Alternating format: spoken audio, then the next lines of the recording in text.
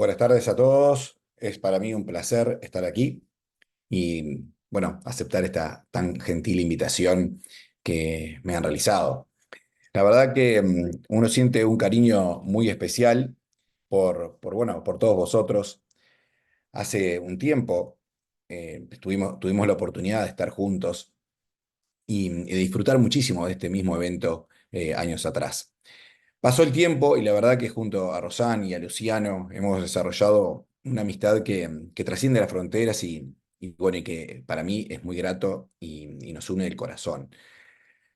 Ahora les voy a contar un poquito más sobre esta diapositiva, pero antes, bueno, de nuevo agradecer la invitación y contarles de qué vamos a estar hablando luego de la presentación. El tema de hoy es el screening programático versus el oportunista y ver cuáles son las ventajas y desventajas de cada uno de ellos y cómo implementarlo en nuestros centros. Les comentaba entonces todo este trabajo fenomenal que ha hecho Rosán junto a Luciano y a todo vuestro equipo y a toda esa familia enorme que ahí tienen. También desde la CIED tuvimos la ocasión en Endo 2020, en el Congreso Mundial y el Panamericano que se realizó en Río, de hacer una mesa en homenaje a todo lo que es el cáncer hereditario. Y Rosán hizo un tributo, que yo ahí estoy con la plaqueta, al doctor Henry Lynch, que fue realmente muy emocionante.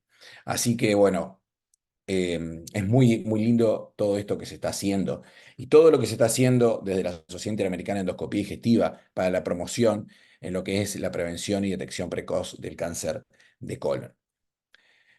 Yendo un poquito a lo que es el screening de cáncer de colon a lo largo del mundo, aquí hay algunos actores claves. Aquí abajo está el doctor Sidney Winauer, la doctora Ann Sauber, Linda Ravenek, Evelyn Decker, y todo ese grupo que constituye el National Polyp Study, que allá por Roma en el año 2002 se inició una campaña mundial, en la cual tuvimos el honor de estar presentes junto al Papa Juan Pablo II, y bueno, y ser parte de todo esto que hace ya años que está y que realmente se está haciendo un trabajo fenomenal.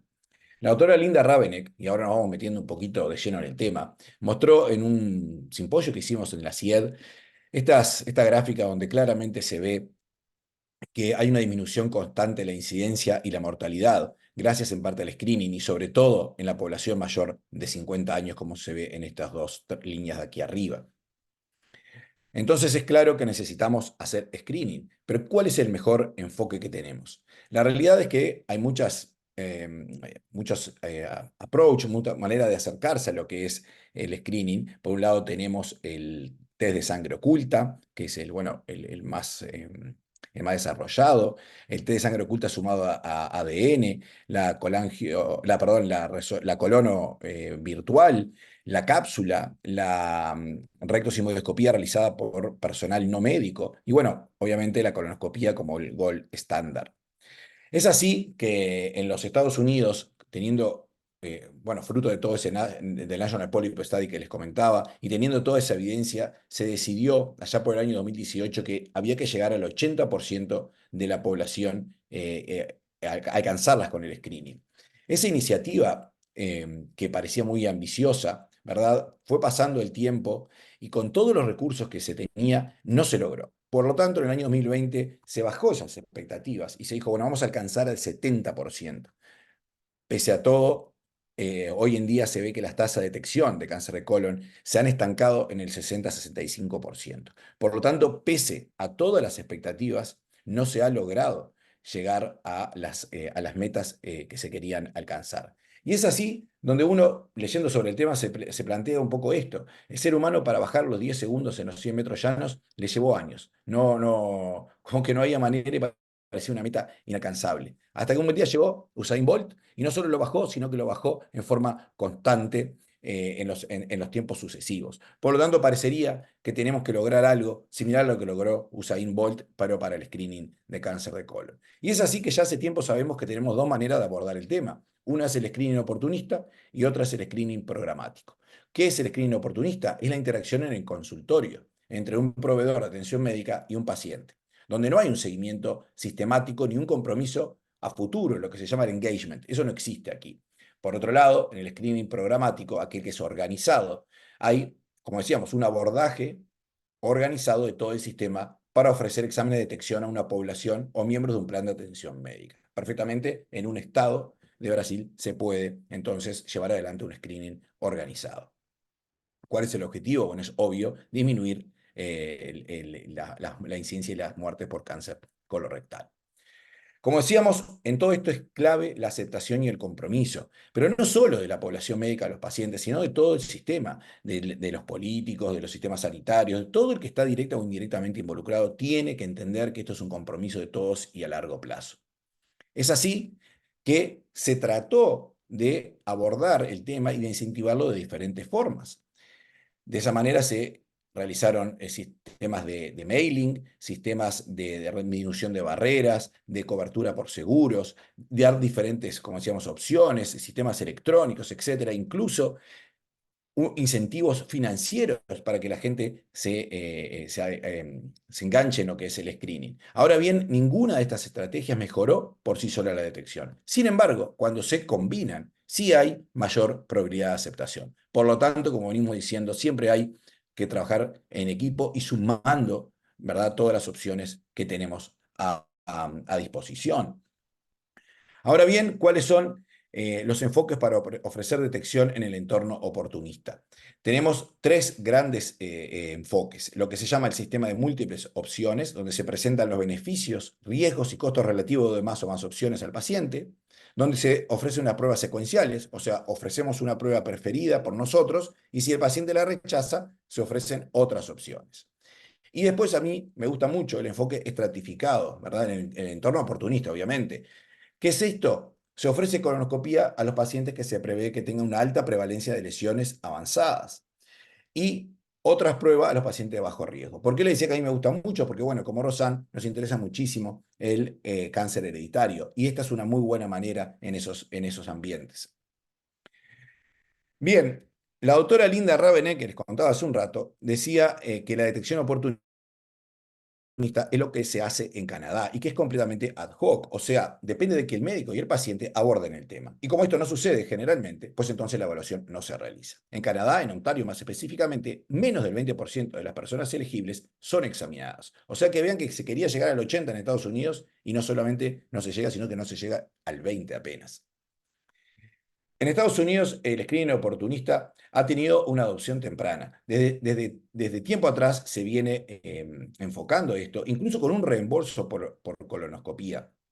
Pero como decíamos, no se logra llegar a lo mismo. Y si se llega a las cifras que de repente en un ambiente específico se plantea, se ha demostrado que hay un uso ineficiente, excesivo e indebido del screening en los Estados Unidos. ¿Qué es esto? Que no se hacen las cosas como se deberían hacer si tuviéramos un control de calidad, si tuviéramos una auditoría mucho más clara de la situación. Entonces, un abordaje organizado, donde todo esto se contempla, proporciona una forma de solucionar cada uno de estos problemas. Y es así que diferentes países como el Reino Unido, como Holanda, como Malta incluso, Australia, han abordado sistemas organizados de abordaje al screening de cáncer de colon. Incluso los holandeses han hecho un modelaje para informar el diseño, la planificación y la implementación del screening, o sea, modelos matemáticos para validar y para especificar cómo vamos a hacer todo esto. Ahora bien, tenemos esos modelos matemáticos y nosotros podemos aplicarlo en la vida real. Es verdad que lo que dicen los modelos o lo que dicen los países desarrollados se puede aplicar. Y bueno, esto sí es factible. Y la verdad que como se ve en esta editorial de la autora Dubé, a raíz de un trabajo del doctor Levin que vamos a ver a continuación, los resultados de la vida real esencialmente reflejan los observados en los estudios de simulación. Y la carga de la enfermedad por cáncer colorectal puede reducirse real, rápida y significativamente a través de una detección programática o a través de un sistema organizado como venimos hablando. Acá está el trabajo de Levin, donde comparan el screening programático versus el screening oportunista. Esto se realizó en el Kaiser Permanente, en el norte de California, y vean que antes del screening programático, que se hacía el oportunista, se fue avanzando y para el año 2015 se implementó el programa y se lo vio que luego había una disminución del 52.4% en la mortalidad, como se ve aquí en la gráfica, ¿verdad? Pero ahora acá hay algo muy interesante. No es que antes no se hacía nada, se hacía un abordaje oportunista. Y pese a que se hacía un abordaje oportunista, cuando se empezó el programático, se bajó, vean cómo la mortalidad. Ahora bien, este grupo italiano comparó el programático versus no screening, versus no hacer nada en otra población, en una población diferente, allí en Italia. Y vean que también demostraron que esto condujo a una disminución en la mortalidad por cáncer colorectal. O sea que el programático en diferentes escenarios es útil y ha demostrado, su validez. ¿Cuáles son las directrices de la Unión Europea? Que para maximizar el impacto del screening, las guías europeas justamente recomiendan la implementación de programas organizados. Esto asegura una alta cobertura, una equidad de acceso y permite asegurar la calidad. Vean el concepto de calidad, qué importante que es. De hecho, 22 de 28 Estados miembros tienen screening programáticos. Ahora bien, como decíamos, ¿se puede aplicar en países de bajos recursos como el nuestro, como Uruguay, por ejemplo? Bueno, en Uruguay existió un plan piloto allá en el año 1996, donde yo tuve la oportunidad de ingresar cuando se empezó el centro coordinador por el año 2000-2001 y se realizó primero en el sistema público, en el Instituto Nacional de Cáncer, y después se fue ampliando todo el país para que en el año 2012, con la implementación del Sistema Nacional Integrado de Salud, se hiciera universal en todo nuestro país. Ahora bien, ¿esto por qué o cómo se logra? Porque hay lo que se llama esa conciencia a nivel nacional. O sea, en Uruguay tenemos objetivos sanitarios que, por ejemplo, en ese quinquenio, el número 2 especificaba reducción de mortalidad precoz por cáncer. O sea, dentro de los objetivos país está disminuir la mortalidad por cáncer y eso se da en un marco donde diferentes actores, desde la Comisión Nacional de Lucha contra el Cáncer, a las sociedades científicas, al Ministerio de Salud Pública, todos trabajan y abogan por llevar adelante esto. De hecho, esta guía del 2018 en este momento está siendo actualizada y prontamente va a ser publicada. Básicamente lo que hemos abordado ahí a modo de resumen es que se va a aumentar el punto de corte y eso es motivo de otra charla porque, bueno, tiene muchas connotaciones, pero le estoy haciendo un adelanto de lo que va a salir publicado en breve.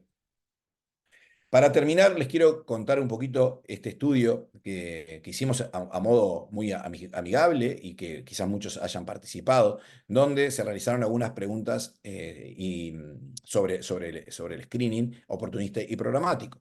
Entonces se preguntó cuál para ustedes sean las ventajas y desventajas del abordaje oportunista. Ahí vean que hay las ventajas, diferentes opciones, impulsado por el médico, no es rígido, en cambio las desventajas, que no es universal, que hay una imposibilidad de evaluar lo que estábamos hablando justamente. Es solo para unos pocos felices, decía otro colega. Entonces, bueno, a modo de resumen, todo lo que hablamos. Por otro lado, lo programático tiene la ventaja de la participación del Estado, equidad, y este es otro concepto fundamental, la equidad en el acceso, una supervisión sistemática y control de calidad. Por otro lado, tiene también desventajas a la opinión de los que contestaron, que es costoso, difícil de implementar, que requiere voluntad política y, bueno, por ende es a largo plazo. ¿Cuál es la evidencia sobre estas preguntas? Bueno, lo que nos dicen ya desde el año 2004 es que la detección organizada se centra en la calidad del proceso de screening y una ventaja clave de la detección organizada es que proporciona una mayor protección contra los efectos adversos del screening, lo cual sería motivo también de otra charla. Pero tengan en cuenta que cualquier cosa que hacemos puede tener sus riesgos y cuanto menor sean, obviamente mejor es. Finalizando, bueno, ¿qué sistema elegirías? La mayoría eligió el sistema programático, bueno, lo cual va de la mano de todo lo que estamos hablando. Entonces, la meta última es alcanzar a todos por igual. ¿Cuál es lo que mejor? ¿Qué es lo mejor? Allá en el año 2002, el doctor Winauer decía, aquel abordaje que se realizara, the one that gets done. Más adelante, el doctor Winauer dijo que se hiciera y que se hiciera bien, done well. Hoy en día, lo que les puedo decir a modo de resumen es aquel alcanzable en el ambiente real de trabajo de cada uno de nosotros. O sea, nosotros tenemos que hacer lo mejor en el lugar que estamos y con los elementos que tenemos a disposición, siempre buscando un paso adelante, siempre buscando lo mejor para nuestros pacientes. En ese camino también, de nuevo, contarles un poquito que todo eso de cáncer gastrointestinal hereditario que lleva adelante Rosal, llevó este libro, que está tanto en español como en portugués, un trabajo fenomenal del equipo editorial liderado por Rosán Vicalo, y que puede ser adquirido en las plataformas que están aquí, y que también tengo el honor y tengo el placer de contarles que, de nuevo, a raíz del impulso de Rosán, esto va a estar disponible en PDF sin costo para todos los que lo deseen.